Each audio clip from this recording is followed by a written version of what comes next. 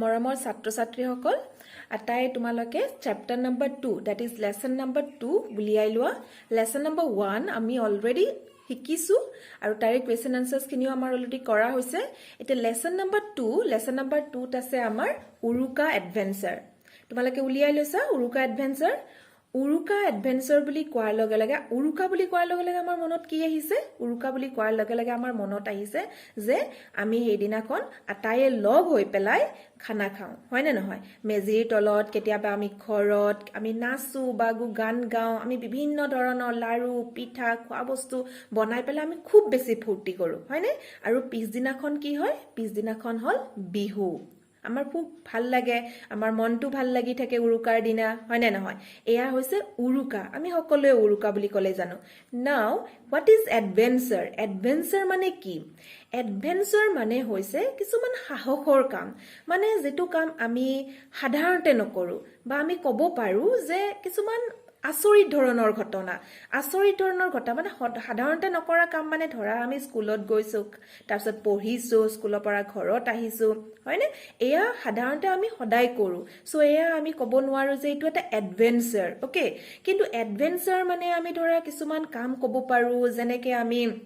কোনোবাই আমি দেখিছো যে পৰ্বত বগাইছে হয়নে তাত বগাই পেলাই বিভিন্ন ধৰণৰ জায়গা চাইছে দেখিছে যেটো কাম সাধাৰণতে আমি নকৰো সো নকৰা কাম এটা সেই কামটো যেতিয়া সাহসেৰে কৰা হয় আৰু আমি তাৰে আনন্দ লওঁ তাকেই কয় এডভেঞ্চাৰ এতিয়া তোমালোকে বুজি পাইছা নহয় উৰুকা আৰু এডভেঞ্চাৰ মানে কি এতিয়া তোমালোকে চোৱা ইয়াত আছে the word adventure means an unusual and exciting experience okay unusual মানে আচৰিত ধৰণৰ মানে সাধাৰণতে ধৰা আমি নকৰা কাম এটা and exciting মানে যি কাম কৰি আমাৰ খুব বেছি ভাল লাগে আমাৰ মনটো খুব বেছি ভাল লাগে হেয়া কয় exciting now look at all the picture below have you ever experienced a highly adventure like this share with your classmates what kind of adventure you had এতিয়া তোমালোকৰ কিতাপখনত ফটো এটা দিয়া আছে ওকে তোমালোকৰ কিতাপখনত এয়া ফটো এটা দিয়া আছে তোমালোকে ধৰিব পাৰিছা নে নাই কিতাপখনত দেখিছা সাগে নে ঠিক আছে এই ফটো এটা দিয়া আছে আৰু এই ফটোটোত আসলতে নো কি কৈছে তোমালোকে ফটোখন দেখি পেলাইও গম পাইছা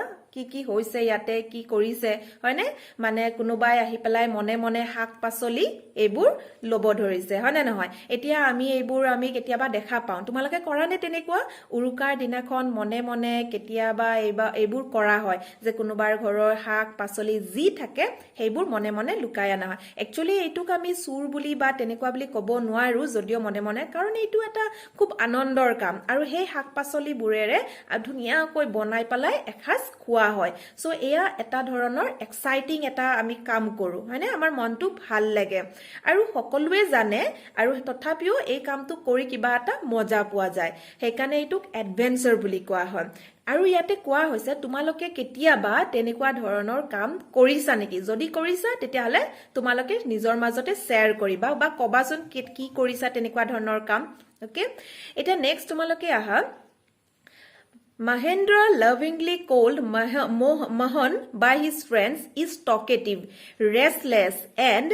always cheerful. On the eve of the Assamese harvest festival Magh Bihu this year, his friend Sanju, Nantu, Rinku and Ruman visited him. It was the Uruka night এতিয়া কি কৈছে মহেন্দ্ৰ বুলি কোৱা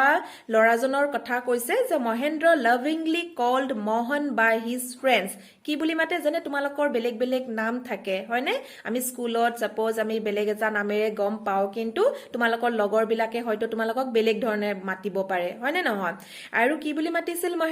মহেন্দ্ৰক মাতিছিল মোহন বুলি মাতিছিল ইজ টকেটিভ মানে জনে বহুত কথা কৈ থাকে যাৰ মানে কথা শেষেই নহয় এটাৰ পিছত এটা কথাই কৈ থাকে মানে যেন ৰেষ্ট নোহোৱাকৈ কথা কৈ থাকে ৰেষ্টলেছ এণ্ড অলৱেজ চিয়াৰফুল মানে এনেকুৱা এজন মানুহক কোৱা হয় যেতিয়া সি সদায় খুব বেছি ফূৰ্তিত থাকে দুখ কৰি নাথাকে সদায় মানে আনন্দত থাকিব বিচাৰে আৰু থাকেও সেইজন মানুহক আমি কওঁ বহুত মানে চিয়াৰফুল হয় on the eve of the Assamese harvest festival Magh Bihu This year, his friends Sanju, Nantu, Rinku and Ruman visited him. তাৰমানে যেতিয়া উৰুকা হয় কেতিয়াবা হয় নে আমাৰ আলহীবিলাক আমাৰ ঘৰলৈ আহে আৰু এইবাৰ উৰুকাৰ দিনা কি হৈছিল মোহনৰ ফ্ৰেণ্ড যিবোৰ আছিল আমাৰ নামকেইটা আমাক কোৱা যে সঞ্জু নন্তু ৰিংকু এণ্ড ৰুমন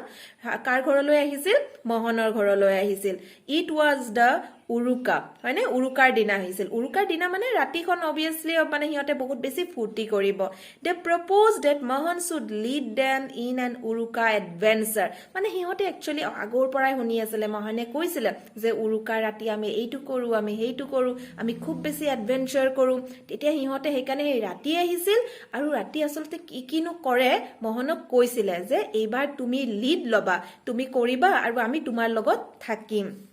তোমালোকৰ নিশ্চয় তোমালোকৰ কেতিয়াবা লগবিলাকে কয় ন তই কৰিবি আমি চাই থাকিম বা আমিও যাম তেনেকে কয় নহয় they propose that Mohan should lead them in an Uruka adventure Mohan jumped up excitedly and looked at his friends with an air of authority